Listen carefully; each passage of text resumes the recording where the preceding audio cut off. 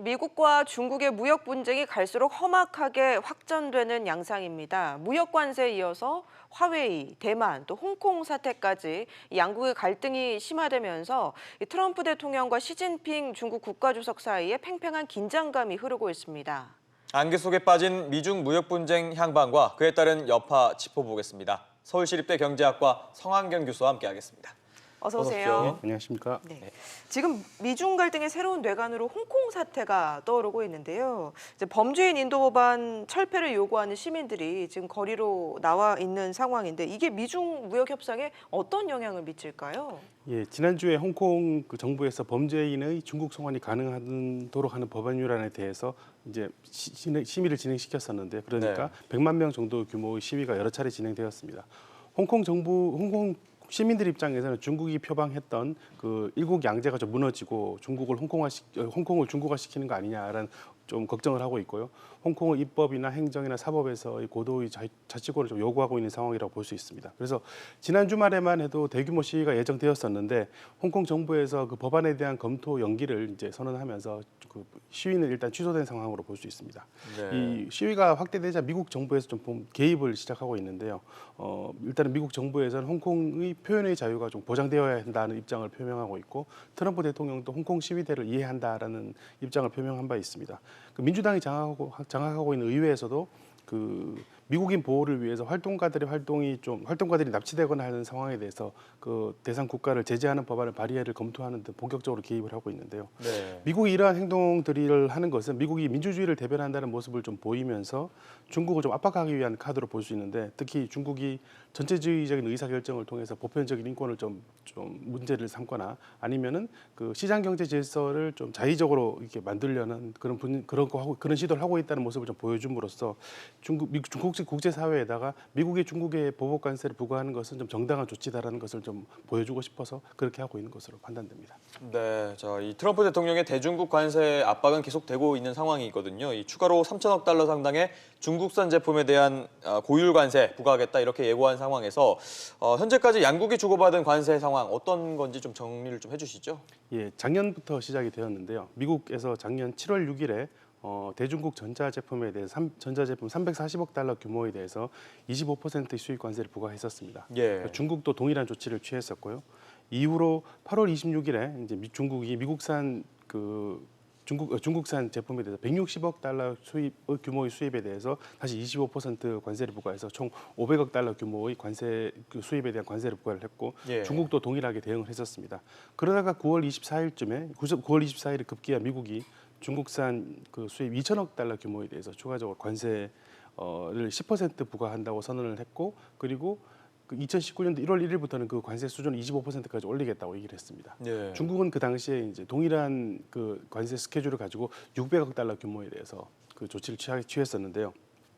이렇게 가다가 작년 11월 말에 그 G20 정상회의에서 이제 양 정상이 만나서 좀 새롭게 무역 협상을 해보자라는 합의를 이루게 되고 합의에 따라서 90일간 무역 협상이 약속되었고 그로 인해서 추가적인 관세 부과가 이제 유예된 상태였습니다. 예.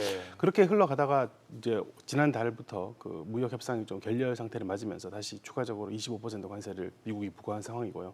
거기에 끝나지 않고 미국이 이제 남은 모든 그 중국산 수입품이라 할 수 있는 3천억 달러 규모에 대해서도 이제 25%의 관세를 부과하겠다고 지금 선언한 상태로 볼 수 있을 것 같습니다. 네. 네. 미국 무역대표부가 공청회를 열어서 이 추가 관세 여파에 대한 업계의 의견을 수렴한다고 합니다. 어떤 내용들이 나올까요? 예, 미국 무역 대표부가 3천억 달러 규모에 대해서 대중국 그 추가 관세 공청회를 17일에서부터 25일까지 7일간 이제 유통업체와 제조업체를 상대로 개최할 생각인데요. 이미 300곳이 넘는 기업들이 참석한다고 이제 선언을 했고 네. 또 미국을 대표하는 가전 소매업체나 유통 제조업체들이 참석한다고 알려져 있습니다. 지난달에 그 미국 정부에서 이 추가 관세 부과를 발표했을 때 600여 개의 기업으로 이루어진 그 기업 연합체인 테리프스 홈랜드라고 알려진 네. 미국 그 단체에서 미국 백악관에다 사안을 보냈었는데요.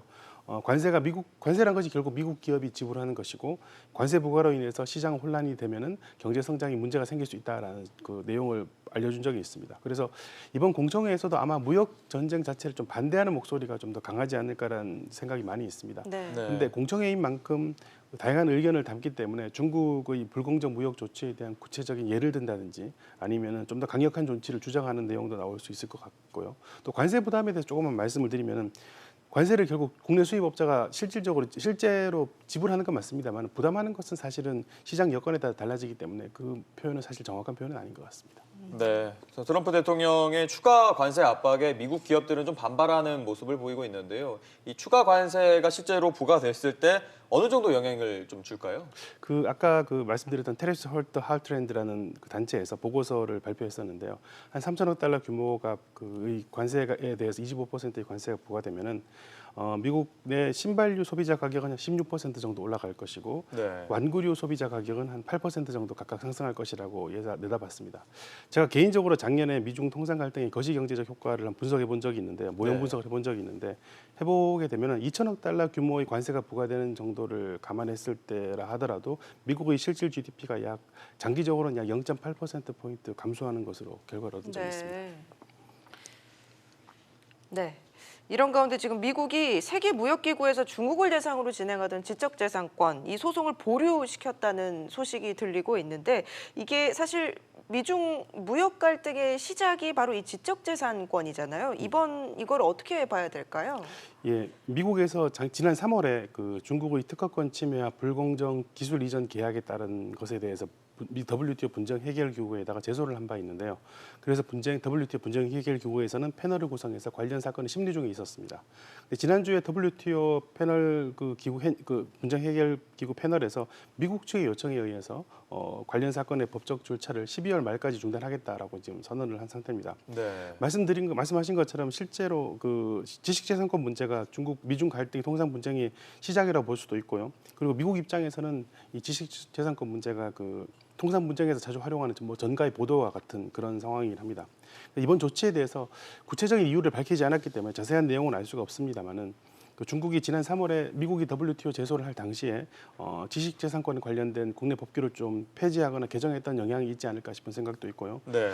일단은 양자 간 협의를 진행 중에 있으니까 좀 갈등을 봉합해 나가는 것이 아니냐라는 쪽으로 볼 수도 있는데 미국 입장에서 봤을 때는 좀 더 강력한 조치를 준비하기 위한 방법일 수도 있다고 생각합니다.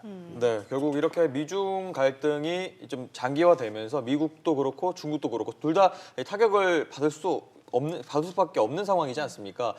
또 미국 같은 경우에는 재정 적자가 1년 전보다 40% 정도가 좀 줄었다 이렇게 나왔더라고요. 예, 미국이 트럼프 대통령이 관세를 부과하면서 관세 수입이 늘어나기 때문에 상대적으로 재정 수입이 좋아질 것이라고 얘기를 했었는데 재정 적자는 오히려 더 늘어난 편이 있습니다. 네. 월스트리트 저널에 따르면은 지난 8개월간 약 7,386억 달러 정도 재정 적자가 발생했는데 이거는 전년 동기 대비해서 한 40% 정도 증가 액수이고 아마 올해 9월 말까지 적자가 1조 달러 정도에 1조 달러 넘어설 것으로 지금 생각하고 있는 것 같습니다.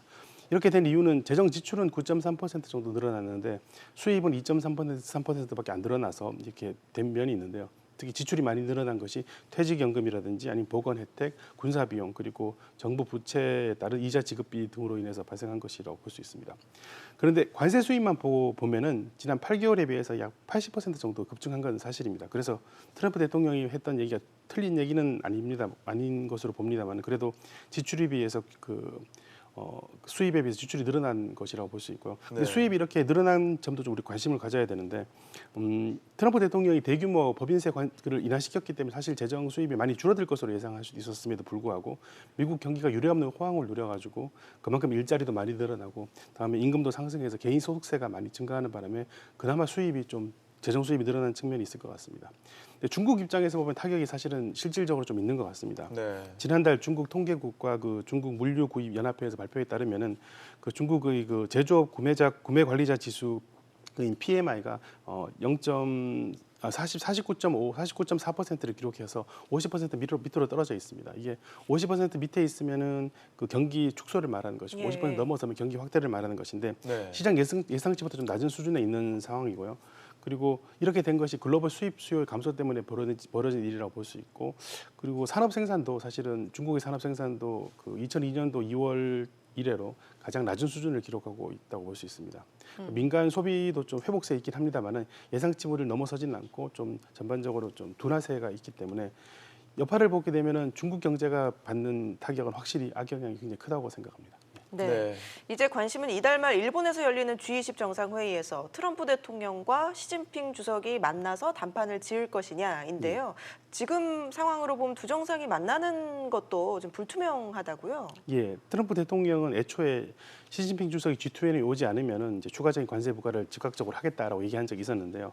최근에는 오지 않더라도 상관없으니까 그냥 중국은 어차피 합의를 해야 될 것이다라는 식으로 압박을 하고 있습니다. 그래서 네. 어떻게 하든 중국이 합의를 하도록 이제 압박하고 있는 상황이라고 볼 수 있는데, 중국은 여전히 시진핑 주석의 G20 참석 여부에 대해서 확인을 하고 있지 않은 상황인데요. 아무래도 홍콩 사태 같은 것을 고려해 본다 그러면은 G20와 같이 서방 국가들이 많이 만나는 곳에서 좀 나타나는 것이 좀 껄끄럽지 않냐 싶은 생각도 있고, 트럼프 대통령이 뭐 이렇게 발언을 한 것이 오히려 참석 명분을 좀 없어지게 만들지 않았나 싶은 생각을 가지고 있습니다. 네, 저 미중 무역 분쟁이 심화되는 가운데 우리나라의 수출은 지금 6개월째 불안한 상황이지 않습니까? 미중 무역 갈등이 이렇게 계속 지속될 경우 수출도 더 불안해질 수밖에 없는데 좀 어떻게 보고 계십니까? 예, 뭐 최근 한국 수출이 매우 부진한 상황인 것은 맞는 것 같습니다. 관세청 자료를 기준으로 봤을 때 2019년도 1월에서 5월까지 상품 무역 기준으로 보면은 전년 동기 대비해서 수출은 한 7.42% 정도 감소했고 수입은 한 3.9% 정도 감소했습니다. 그래서 뭐 정부에서는 5월 무역 수지 적자의 그 이유가 외국인 배당의 문제라고 이기 때문에 걱정할 수준은 아니라고 얘기했는데요. 네.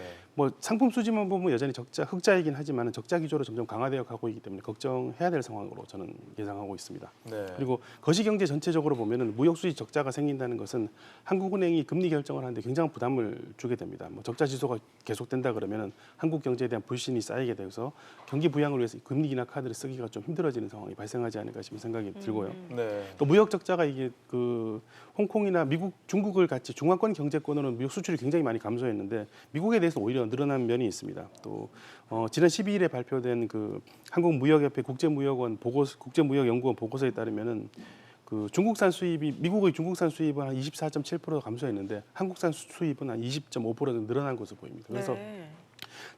한국 입장에서는 그 어떤 틈새 시장을 좀 파고들고 있다고 볼 수도 있을 것 같고요. 그리고 장기적으로 봤을 때도 한국 입장에 새로운 활로의 개척이 가능할 것으로 보입니다. 제가 아까 말씀드렸던 그 작년 해본 분석에 따르면 장기적으로 이런 미중 분쟁이 지속된다 그러면 우리 입장에서는 뭐 혜택을 볼 수 있는 측면도 존재하는 것으로 나타나긴 합니다. 하지만 글로벌 경기 악화가 지속되니까 아무래도 수출 시장 자체가 좀 작아지는 부분을 볼 수 있을 것 같고요. 네. 개별 기업 입장에서 보면은 다양한 시나리오를 준비해서 이제 좀 대응을 해야 될 것 같은데 정부 입장에서 이제 개별 기업이 알아서 잘 해야 된다라는 얘기를 한 적이 최근에 있었는데요. 그렇게 한 얘기가 틀린 얘기는 아니긴 하겠지만은 그래도 좀 더 정부 입장에서 최선의 답을 찾도록 노력해야 되겠다는 얘기를 했어야 되지 않을까 생각을 가지고 있고요. 우리나라 정부가 좀 취해야 될 조치에 대해서 말씀을 드리자면은 우리는 자유기업이나 공정무역의 기치를 좀 다 유지를 해야 될 것 같습니다. 그런데 우리가 직접 목소리를 내는 것은 좀 부담스럽고 뭐 G20 회의라든지 아니면 APEC과 같은 국제기구를 통해서 우리 목소리를 내는 것도 방법이지 않을까 생각을 합니다. 네. 네. 알겠습니다. 지금까지 서울시립대 경제학부 성한경 교수와 함께했습니다. 말씀 고맙습니다. 고맙습니다. 감사합니다.